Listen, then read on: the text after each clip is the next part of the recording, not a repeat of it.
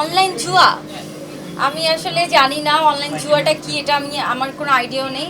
তো আমার কাছে মনে হয় যে আমরা তো মডেল, আমরা তো অনেক কিছুতেই যুক্ত হতেই পারি, এটাতে তো আমাদের কোনো হাত নেই।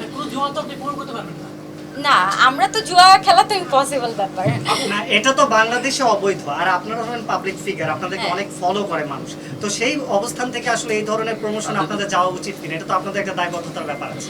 আমার কাছেও অফার এসেছে একটা কি যেন হ্যাঁ জুয়ার এরকম একটা সাইট থেকে আমাকে বলা হয়েছিল যে ওটা মডেল হতে, তো ওদের সাথে আমার পেমেন্টটা এখন পর্যন্ত মিলেনি।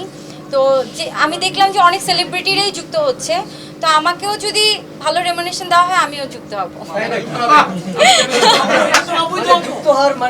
না অবৈধ, সেটা আপনারা যদি খেলে সেখানে ক্ষতিগ্রস্ত হন আপনাদের জন্য অবৈধ। আমরা তো কাজ করছি, এটা আমাদের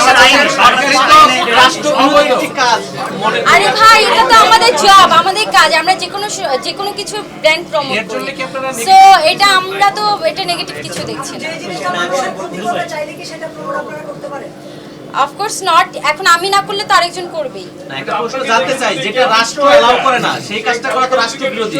আচ্ছা, খেলা খেলে আমরা যদি ব্র্যান্ড প্রমোট, আমরা যদি এটা প্রমোশন নাও করি, একজন জুয়ারের প্রফেশন হচ্ছে সে জুয়া খেলবে, সো সে এমনিও খেলে সে নিঃস্ব হয়ে যাবে। এটা আমাদের প্রমোশন আর না প্রমোশনে কিছু যায় আসে না। তাহলে আপনারা